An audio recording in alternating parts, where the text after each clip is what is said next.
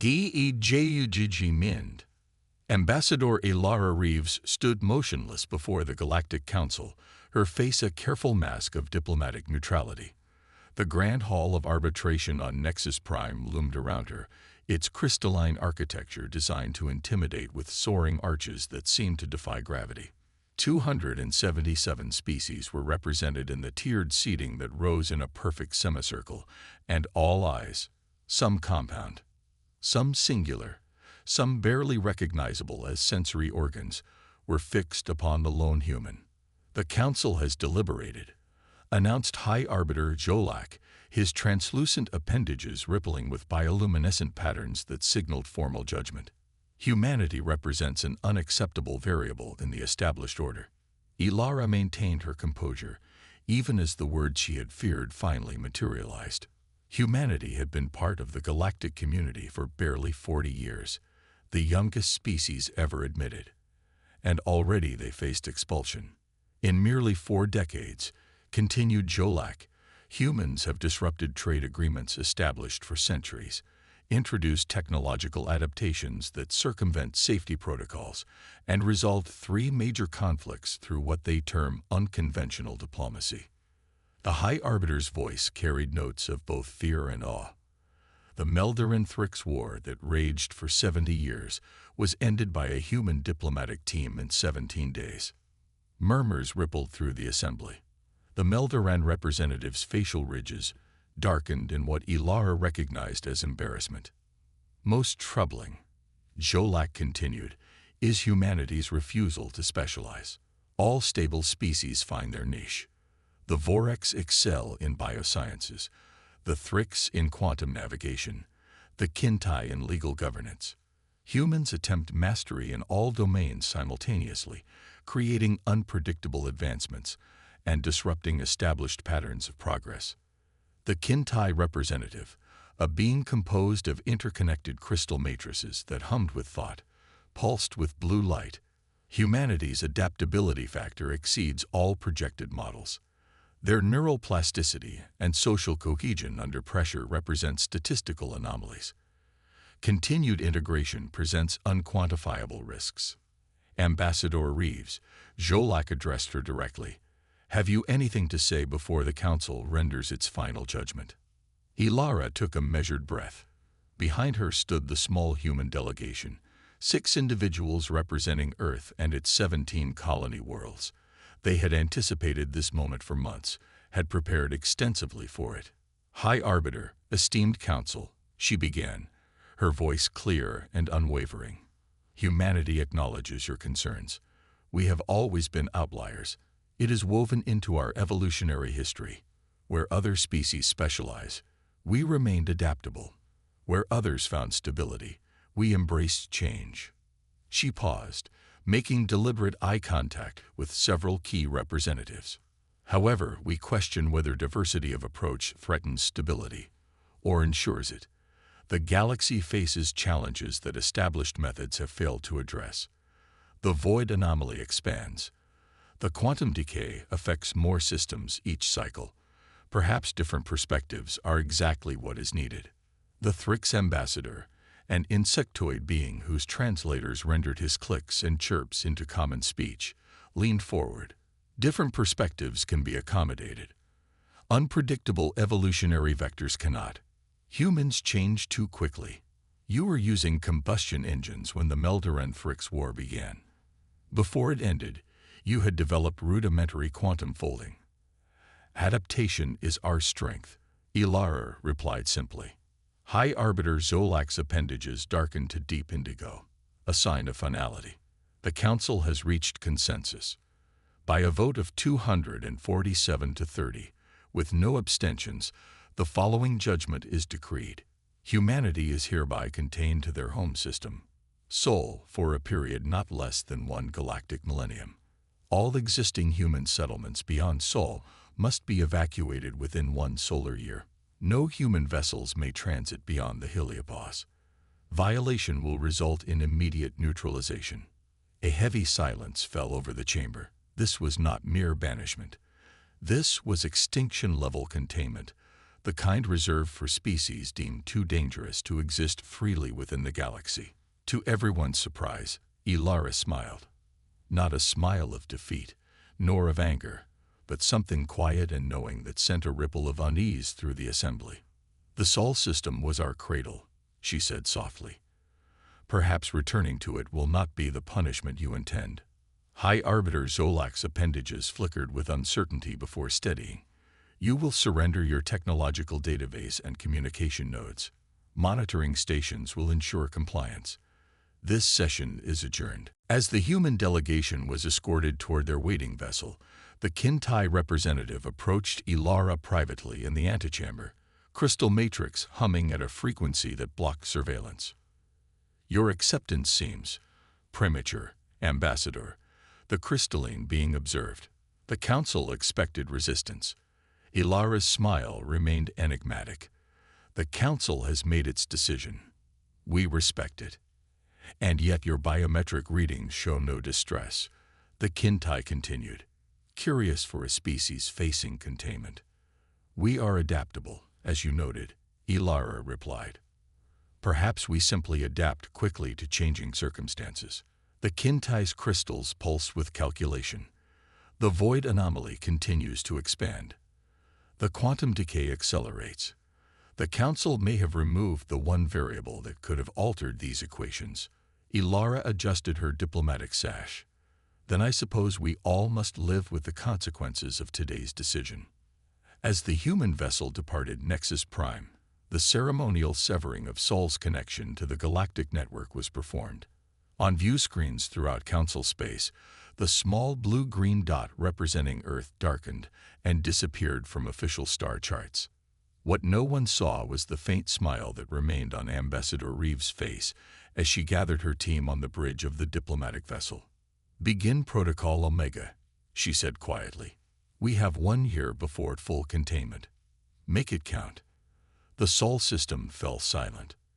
For the first few decades after humanity's banishment, the galactic community congratulated itself on its wisdom. The monitoring stations around the Sol system reported nothing unusual, just the routine activities of a civilization confined to a single star system. Orbital habitats around Mars, mining operations in the asteroid belt, terraforming attempts on Venus, all predictable, all contained, all deemed of little consequence. The monitoring committee, tasked with ensuring humanity's compliance, soon reduced their oversight from monthly to quarterly, then to annual reviews. The humans sent no messages, made no protests, requested no trade or contact. They simply disappeared from galactic affairs. "Predictable adaptation to limited resources," noted one report. 50 years after the banishment, human activity focused on internal system development. No attempts to breach the heliopause detected. In the great halls and chambers of galactic power, humanity became a historical footnote, a cautionary tale about premature admission to the Council. Artists created speculative works about what might have been. Academics wrote theoretical papers about the human anomaly. Some even suggested that, in time, a properly developed and specialized human civilization might be reconsidered for admission in a millennium or so. Yet not everyone forgot. At the edges of Council attention, whispers began about strange occurrences. A Jerex mining operation in an unprofitable sector reported unusual energy readings. A Vorex scientific outpost in the galactic rim detected gravitational anomalies that defied explanation. The nomadic drift clans, who traveled the spaces between major hyperlanes, spoke of shadows moving where no ships should be. All these reports were filed, categorized, and largely ignored. The galaxy was vast, full of unexplained phenomena. Besides, humanity was contained, monitored, forgotten. Or so they believed. On the 75th anniversary of the judgment, First Monitor Kelvash of the Containment Committee made a routine inspection of the Sol system's boundary stations. A meticulous Thrix who had inherited the largely ceremonial position, he noticed something peculiar. The monitoring stations reported absolutely nothing unusual. No anomalies, no unexpected readings, no deviations whatsoever. perfect compliance for 75 years. Too perfect. On a hunch, Kelvash dispatched an actual inspection vessel rather than relying on automated reports. What they found changed everything. The monitoring stations were intact, functional, and transmitting exactly what they had been programmed to transmit. But they were no longer monitoring anything at all. They had been carefully, meticulously repositioned, their sensors now pointing at empty space, at routine cosmic background radiation, at anything except the Sol system. And when the inspection vessel cautiously approached Earth's orbit, they found something even more alarming. Humanity had vanished. The orbital habitats remained. Automated systems still functioned. But the population, billions of humans, had somehow departed without triggering a single alarm. The containment had failed. But how? When? And where had humanity gone? The answers would shake the foundations of the galaxy. This silent revolution. Junior diplomatic observer Nixval of the Melnorian cluster had always been fascinated by extinction events. His six-tentacled species had evolved in the aftermath of a stellar catastrophe, developing an instinctive drive to document and understand civilizational collapse. This peculiar interest had led him to specialize in what most considered a dead-end career path: human studies. 116 years after the Council's containment judgment, humans were widely considered functionally extinct as a galactic presence. Their name appeared in academic texts alongside other species who had flared briefly on the cosmic stage before fading into obscurity, which made the message on Nixval's secure terminal all the more surprising. Anomaly detected. Classification: possible human origin. Location: Sector 37 Gamma. Drift expanse. Immediate analysis required. The drift expanse. Nixval's chromatophores flickered with excitement. The vast region of radiation-saturated space between spiral arms had been designated non-viable by the Council millennia ago. Too difficult to navigate, too resource-poor to develop, too dangerous for conventional hyperspace travel.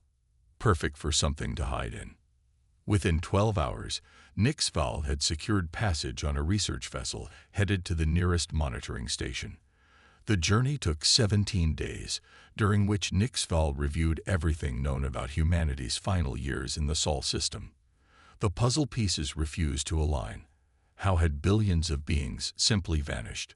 The energy requirements for such an exodus would have been detected. The industrial base needed for transport ships would have been visible, yet nothing had been observed.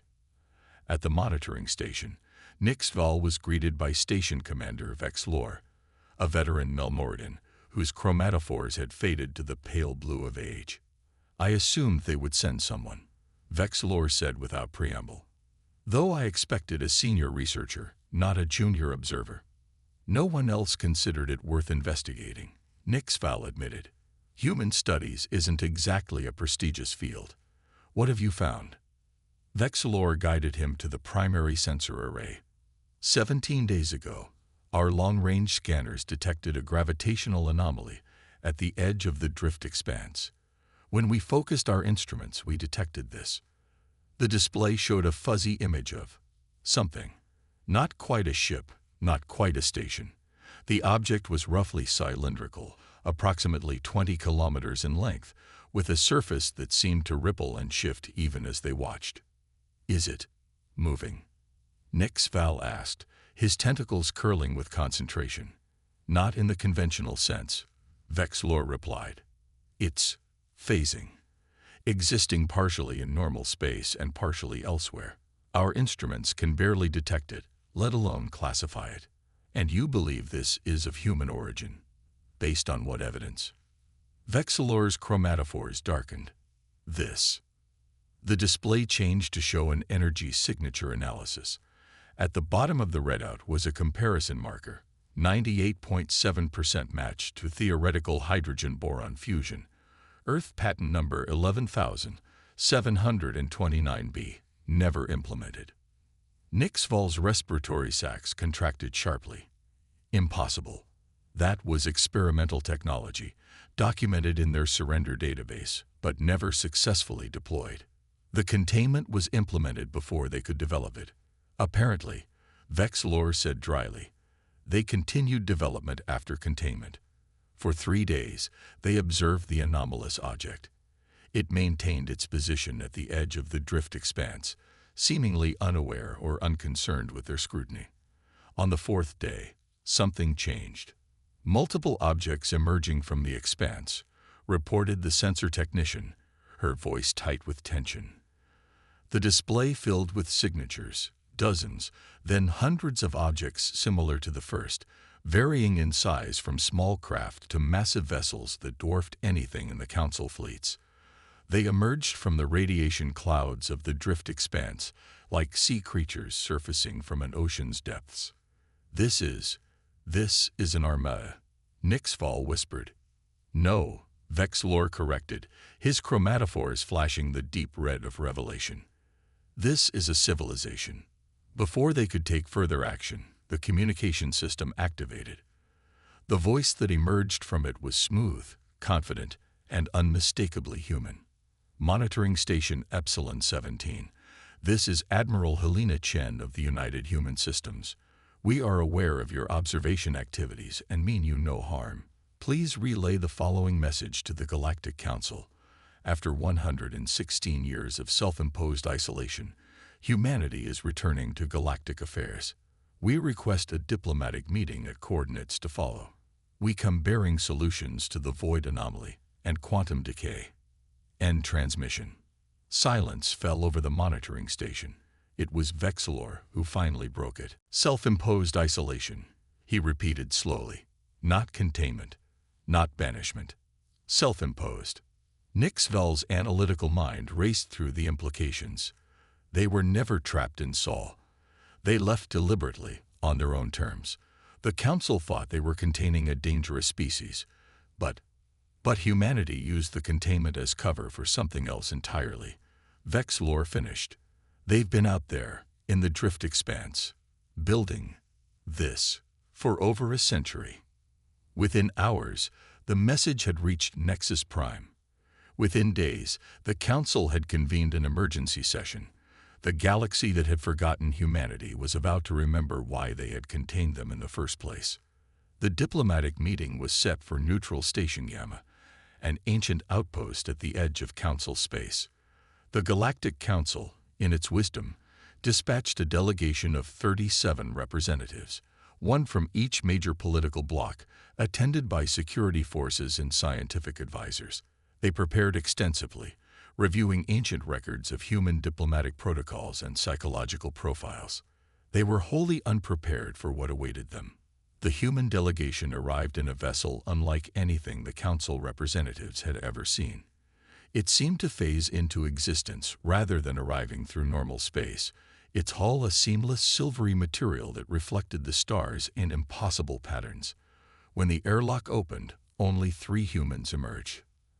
Admiral Helena Chen led the delegation, a tall woman with silver-flecked hair and eyes that seemed to shift color in the light. Beside her walked Technical Director Mahmoud Iskander, whose dark skin contrasted with the white research uniform adorned with incomprehensible symbols. The third member introduced herself as Chief Negotiator Lucia Vargas, her movements fluid and graceful in the station's artificial gravity.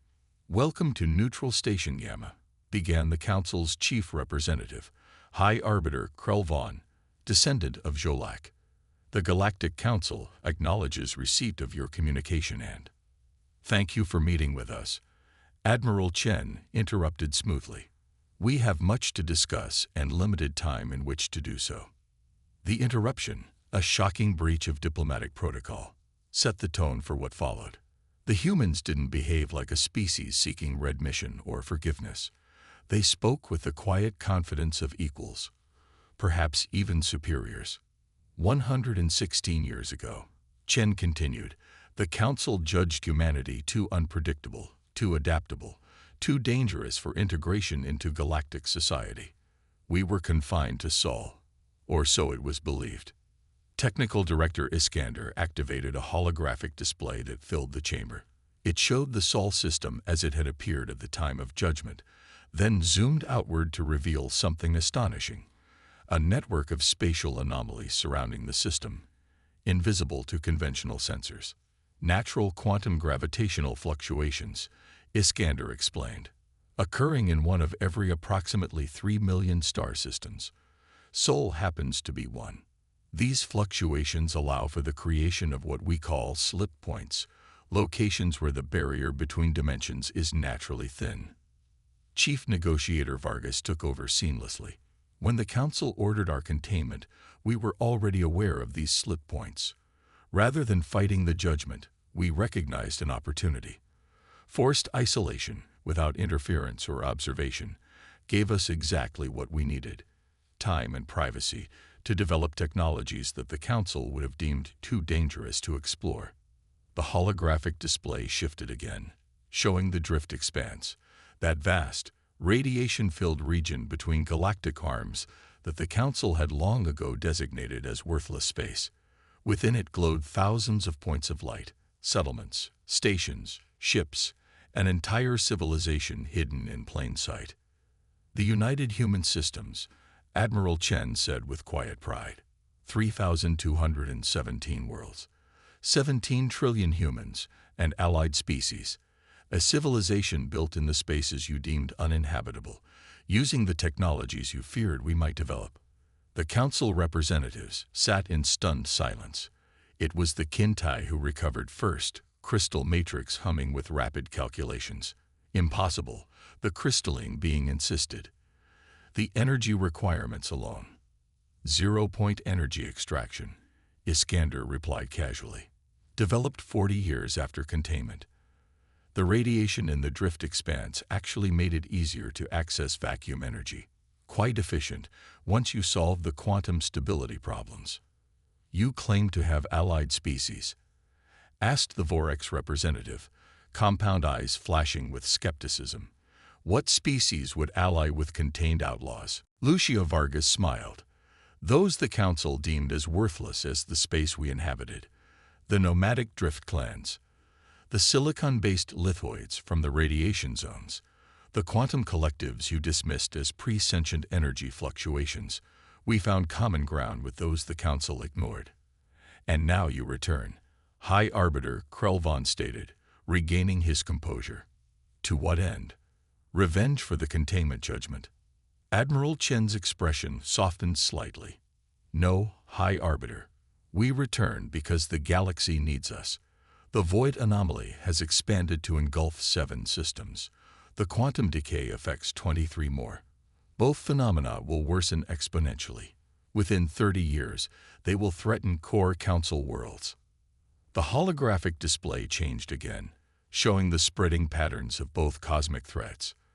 The projections were grim, far worse than anything the Council's own scientists had calculated. We have solutions, Chen continued, developed and tested in the drift expanse. We can halt the void anomaly's expansion and reverse the quantum decay. But implementation will require cooperation on a galactic scale. And in exchange for these solutions, Krelvan asked cautiously. Recognition, Vargas replied simply. The United Human Systems seeks formal recognition as a sovereign power, equal to the Galactic Council. Free transit through Council space, open diplomatic relations. The silence that followed was profound. What the humans proposed was unprecedented. No new power had achieved equal standing with the Council in over 50,000 years. Yet the alternative was to face existential threats without their help. How do we know your solutions will work? Challenged the Thrix representative. In response, Technical Director Iskander tapped a sequence on his wrist device.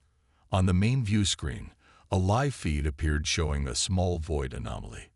A sphere of absolute darkness that consumed light and matter alike, suspended in what appeared to be a containment field.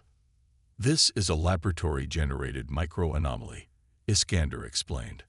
Identical in structure to the galactic scale version, just smaller. Watch closely. He activated another control.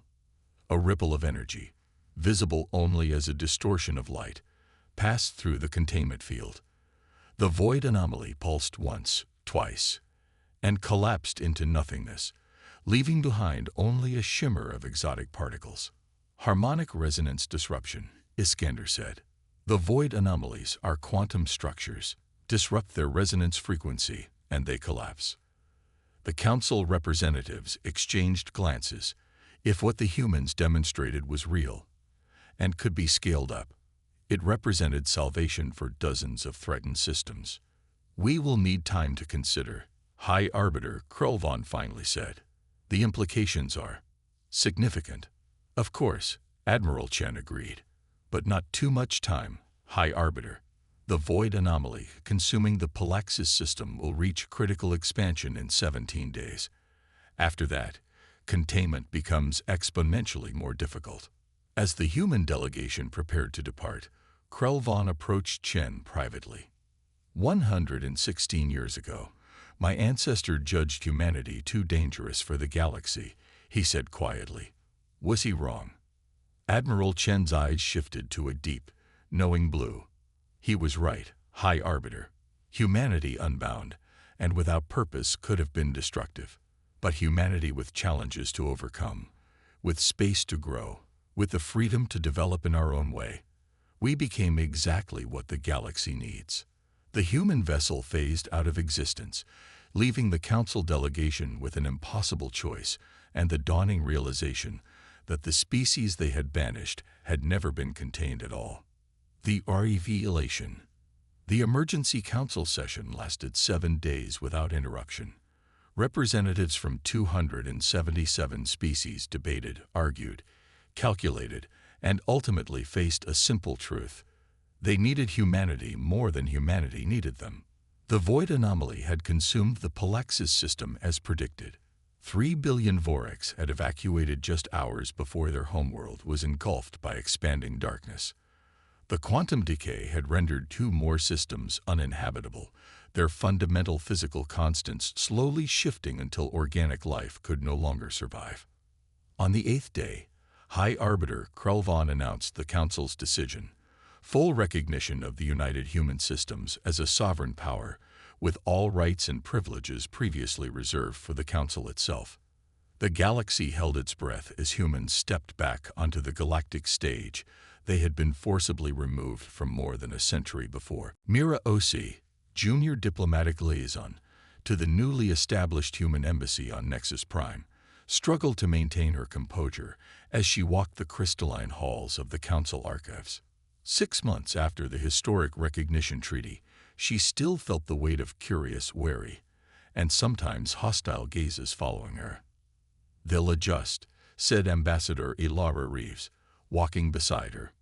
Mira startled. "Ambassador Reeves, I didn't realize you were back from Earth." Ilara Reeves, the same ambassador who had stood before the Council during the original judgment, smiled. At 172 years old, she moved with the fluid grace of someone in their prime, her dark skin barely lined despite her age. Like all humans from the hidden years, she had benefited from medical advances developed in the drift expanse. "Just arrived," Reeves confirmed. "I thought I'd take a nostalgic walk. The last time I was in these halls, they were escorting me out. It must feel strange," Mira observed. "Being back after all this time." "Less strange than you might imagine," Reeves replied. "We always knew we would return eventually. It was simply a question of when and how." They paused before a newly installed historical display, a timeline of human development during what the Council now called the Hidden Years. The technological leaps displayed were staggering. Dimensional phase theory, gravitational manipulation, biomechanical synthesis, consciousness transfer protocols, zero-point energy extraction. "Is it true what they're saying?" Mira asked hesitantly. "That we planned it this way from the beginning. That the containment was welcomed." Ambassador Reeves' expression turned contemplative. "Not exactly planned, but anticipated as a possibility. Humanity has always inspired fear alongside fascination. We knew integration would be difficult, that our methods and pace of development made others uncomfortable." She gestured to the timeline. "What we didn't fully anticipate was how liberating containment would be.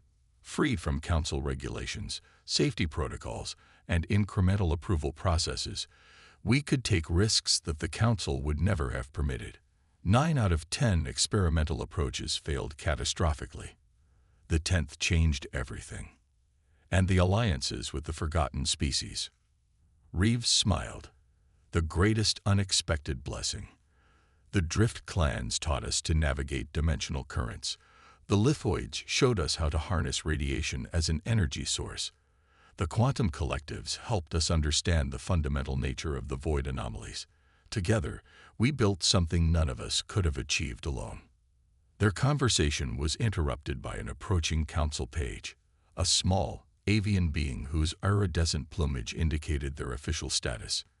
Ambassador Reeves, Liaison Ose, the page chirped. Your presence is requested in Chamber Omega. The implementation of the Void Containment Protocol is about to begin.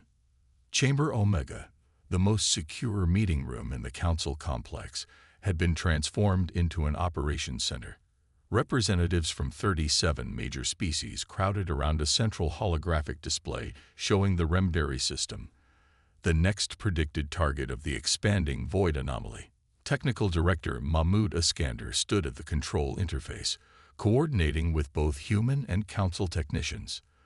The atmosphere was tense, electric with anticipation and lingering doubt. The resonance disruptors are in position, reported Ithrix technician, mandibles clicking with nervous energy. All 17 devices report optimal functionality. Energy grid is stable, added a Kintai operator, crystal matrix pulsing with calculations. But I'm detecting quantum fluctuations at the anomaly boundary that exceed our models. Iskander nodded calmly. That's expected. The anomaly responds to observation, a quantum principle, initiating harmonic sequence now.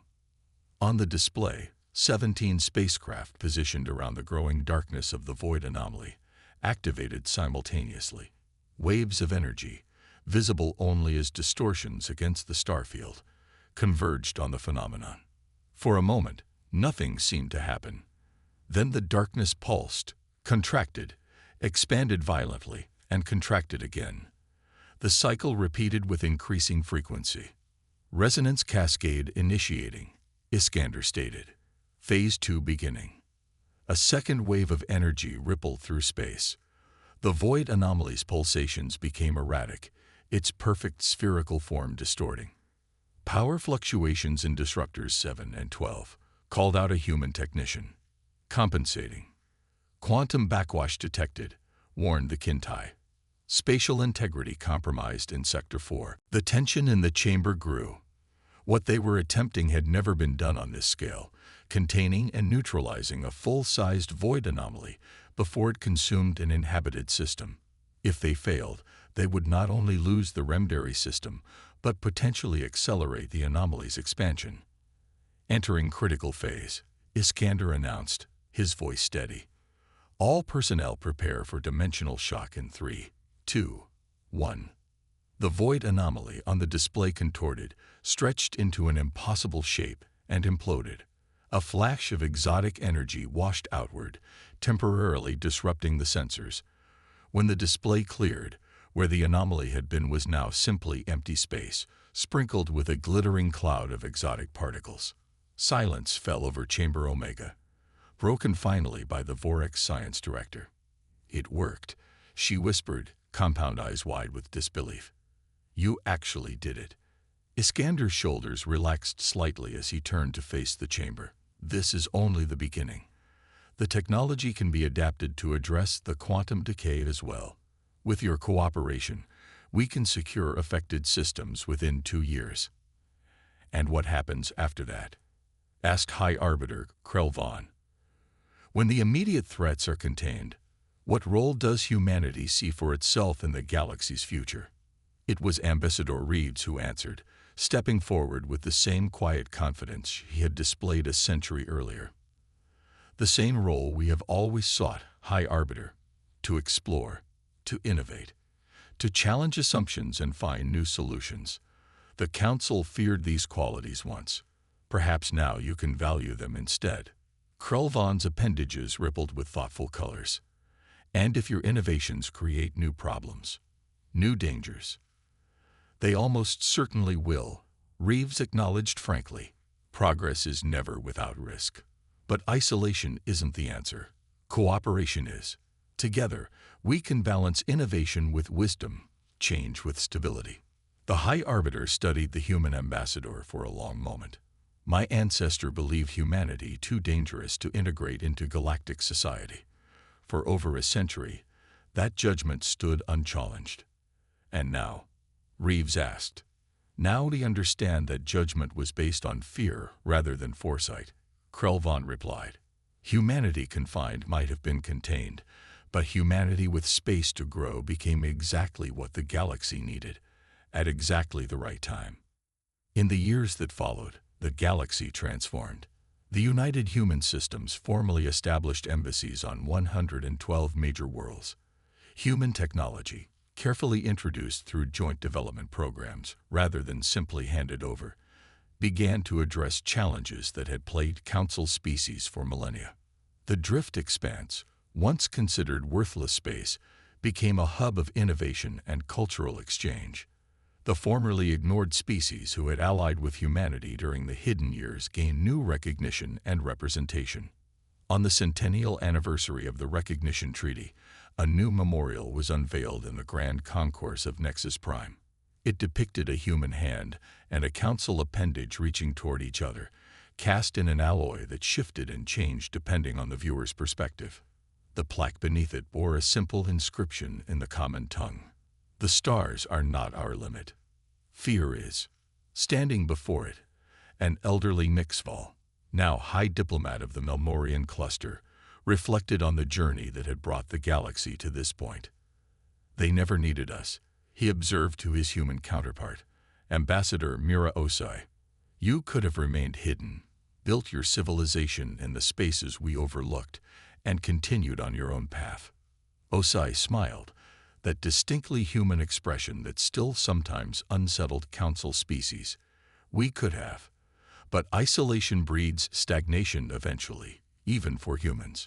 We needed the challenge of reintegration, the friction of different perspectives, the push and pull of galactic politics. Even though the Council feared and rejected you.